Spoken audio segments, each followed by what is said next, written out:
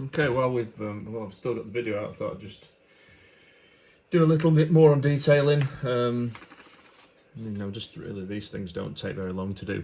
But what I've done is here, this is again chopper lens. It's been printed, and all I want to do is just add a little bit of detail to it. My go-to stuff for detail, rub and buff, is fantastic. We use it obviously on things like domes and larger parts, but just for adding highlights, it's amazing. What you've got to be careful with rub and buff is that you just use a tiny amount.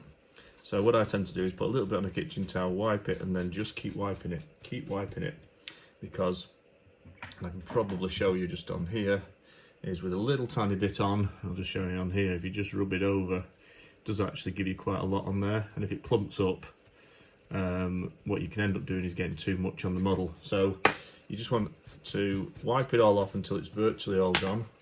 Drop that into wood.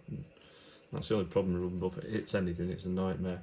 And then literally, all you do then is just rub along the outsides, just lightly rubbing on it like that, around. And what it does, it just pulls out the top detail without going too far into the lower part of the model. Just do something around that outer ring, like that.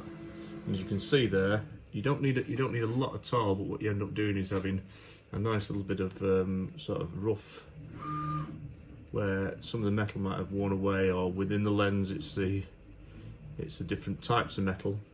And again, it just adds that little bit of detail. And I can do similar thing on here. So I've just got this has just been sprayed gunmetal, but what I want to do is just around the outside of that ring that protrudes, is just gently rub around it like that. What you end up with is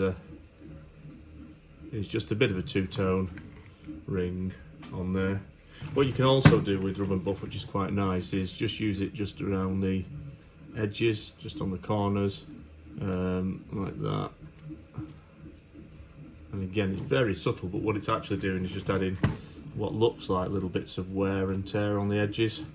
So you know where it's been scrubbed, or whether it's where it's got slightly polished. And what you end up doing really with rub and buff is just using it for highlights. So you know what it does is it takes what looks like a pretty nice printed model and just adds all of the details. So then obviously when you pop that in, you start to get the full finished piece. And then what we do to finish that off is we just drop the lens in there, and there you go. That's pretty much then the periscope done.